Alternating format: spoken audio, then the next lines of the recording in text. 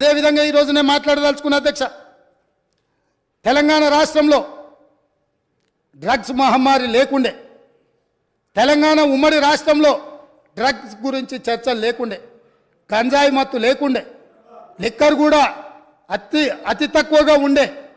కానీ ఇవాళ ఏ పేపర్ చూసినా ఏ టీవీ చూసినా గంజాయి మత్తులో దాడులు జరుగుతున్నాయని, సింగరేణి కాలనీలో 6 సంవత్సరాల పసిగూనను గంజాయి మత్తులో రేపు మర్డర్ చేస్తే ఈ ప్రభుత్వం అచేతనంగా ఉండిపోయింది. ఈరోజు ఈ రాష్ట్రంలో జరుగుతున్న కారణాలకు ఈరోజు దొరుకుతున్న డ్రగ్స్కి ఈ ప్రభుత్వ వైఫల్యం కారణం కాదా? ఈ ప్రభుత్వం డ్రగ్స్కు సంబంధించి విచారణ మీద సిట్ వేసి ఆ సిట్లో ఉన్న అధికారిని అర్ధాంతరంగా ఎందుకు బదిలీ చేసిండ్రు? అతను ఎక్కడికి పోయింది, ఆ సిట్ ఎక్కడికి పోయింది, ఆ విచారణ ఎక్కడికి పోయిందని నేను అడుగుతున్నా అధ్యక్ష.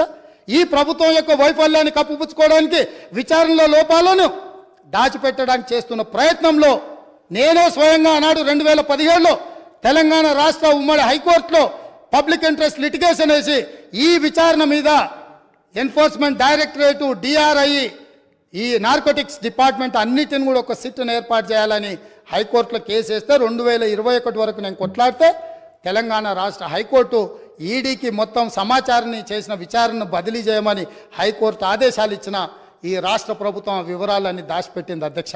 ఆనాడు డ్రగ్స్లో ఏవైతే టెలిఫోన్లు కానీ, కంప్యూటర్స్ కానీ, ల్యాప్టాప్లు కానీ ఇతర సీజ్ చేసిన ఎక్విప్మెంట్, ఎలక్ట్రానిక్ ఎక్విప్మెంట్ని ఏది కూడా ఈరోజు వాళ్ళు ఫోరెన్సిక్ ల్యాబ్కు పంపించలేదు. వాటి మీద సరైన విచారణ జరగలేదు.